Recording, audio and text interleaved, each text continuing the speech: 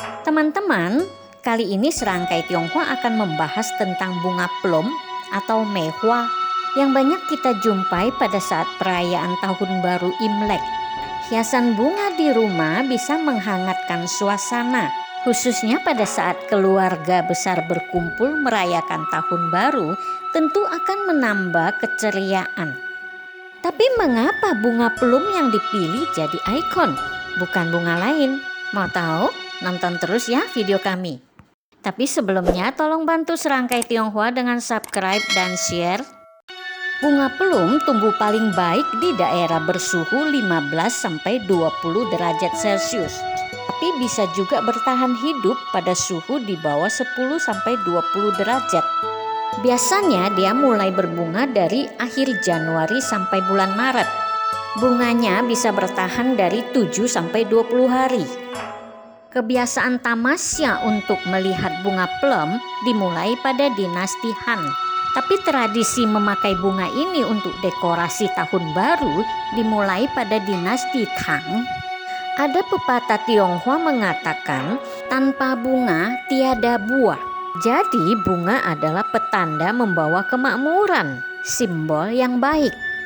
Dan bunga ini indah dan anggun, dianggap suci bersih. Selain itu, ada beberapa ciri khas bunga ini yang dianggap mirip dengan karakter orang Tionghoa. Pada saat bunga lain masih tidur, bunga plum sudah mekar duluan, membuat dia begitu menonjol, tidak perlu bersaing dengan bunga lain. Bukankah orang Tionghoa juga pandai menciptakan peluang sehingga bisa memenangkan kompetisi? Bunga ini bisa bertahan terhadap cuaca ekstrim. Semakin dingin semakin berkembang. Demikian juga orang Tionghoa. Dalam keadaan sulit semakin inovatif.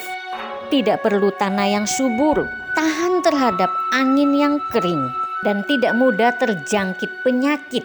Tahan banting dia. Fleksibel, bisa dijadikan bonsai yang mahal, bisa juga tanam di pot yang sederhana, atau tumbuh di hutan terbuka.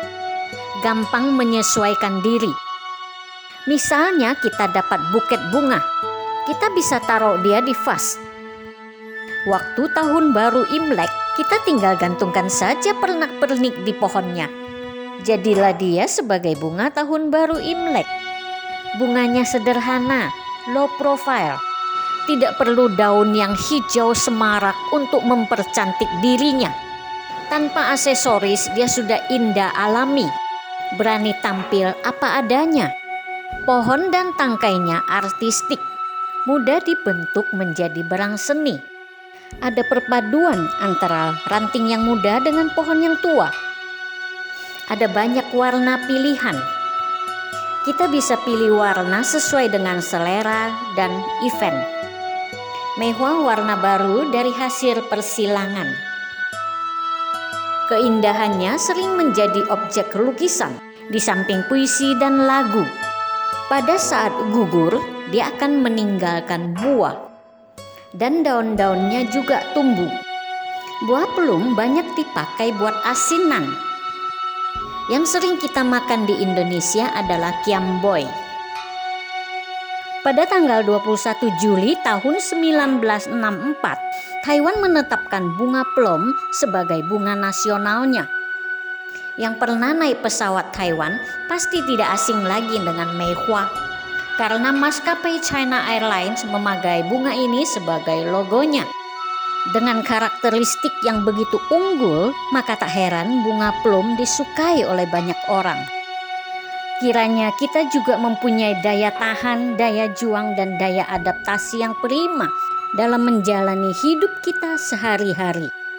Sampai di sini cerita kami, tetap semangat.